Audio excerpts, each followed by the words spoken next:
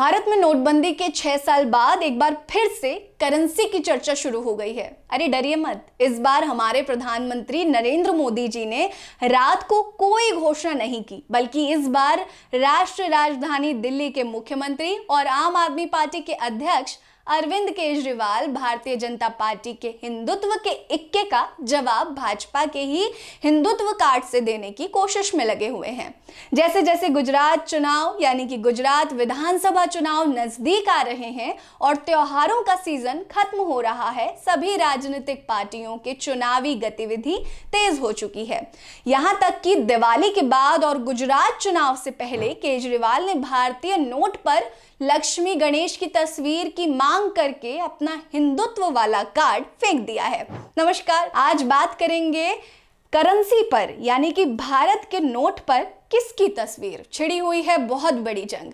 केजरीवाल का मानना है कि करेंसी नोट पर देवताओं के चित्र होने चाहिए। देवताओं के चित्र प्रकाशित करने से लोगों को और देश को दैवीय आशीर्वाद मिलेगा, जिससे आर्थिक लाभ होगा, यानी कि इकोनॉमी बढ़ाने का एक नया तरीका आ गया है। इसके बाद कांग्रेस के मनीष तिवारी ने अंबेडकर की तस्वीर लगाने की मांग उछाली, तो दूसरी तरफ महाराष्ट्र के भाजपा नेता नीतीश राणे ने फोटोशॉप की गई तस्वीर शेयर कर दी, जिसमें 200 रुपए के नोट पर शिवाजी दिखाई पड़ते हैं। ये सवाल जैसे जैसे बढ़ता जा रहा है कि नोट पर आखिर किसकी तस्वीर होनी चाहिए, ठीक वैसे ही केजरीवाल के चरित्र पर भी एक बड़ा सवाल उठता जा रहा है।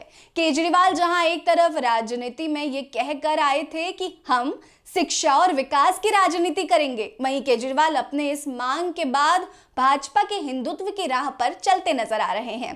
केजरीवाल की इस मांग को जैसे ही मीडिया में सुर्खियां मिली, फिर क्या था, कांग्रेस भी इस राजनीतिक युद्ध में कूद पड़ी। कांग्रेस नेता मनीष तिवारी ने महात्मा गांधी के साथ बाबा साहेब भीमराव अंबेडकर की तस्वीर लगाने की मांग कर डाली और इस पे एक ट्वीट भी कर दिया। तिवारी जी ट्वीट करते हुए लिखते हैं कि नोटों की नई श्रृंखला पर डॉक्टर बाबा साहेब भीमराव अंबेडकर की तस्वीर क्यों नहीं।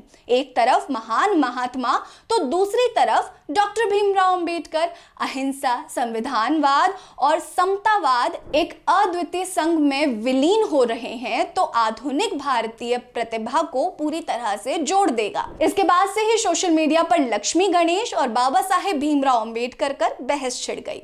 इस बात पर इतनी जल्दी कोई निष्कर्ष निकालना किसी भी सरकार के लिए बहुत मुश्किल है, क्योंकि आजादी के बाद जब महात्मा गांधी की तस्वीर छापने में 2 दशक लग गए, तो धर्मनिरपेक्ष या फिर यूं कह लें कि सेक्युलर रूप वाले भारत देश में भगवान की तस्वीर लगाने का फैसला लेना आसान नहीं है। अक्सर बापू की जगह अंबेडकर की तस्वीर लगाने की मांग होती रहती है। हिंदू महासभा की ओर से भी सुभाष चंद्र बोस और कई लोगों की तरफ से रविंद्रनाथ टैगोर, एपीजे अब्दुल कलाम की तस्वीर लगाने की मांग उठती है। ऐसे तमाम संगठन अपनी अपनी मांगे रखते रहते हैं, लेकिन सरकार के लिए किसी भी निष्कर्ष तक पहुंचना, किसी भी फैसले तक पहुंचना एक बहुत मुश्किल बात है।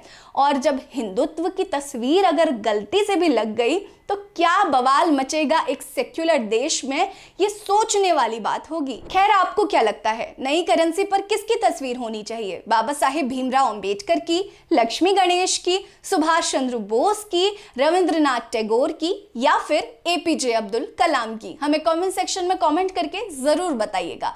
बने रहिए हमारे साथ। नमस्कार।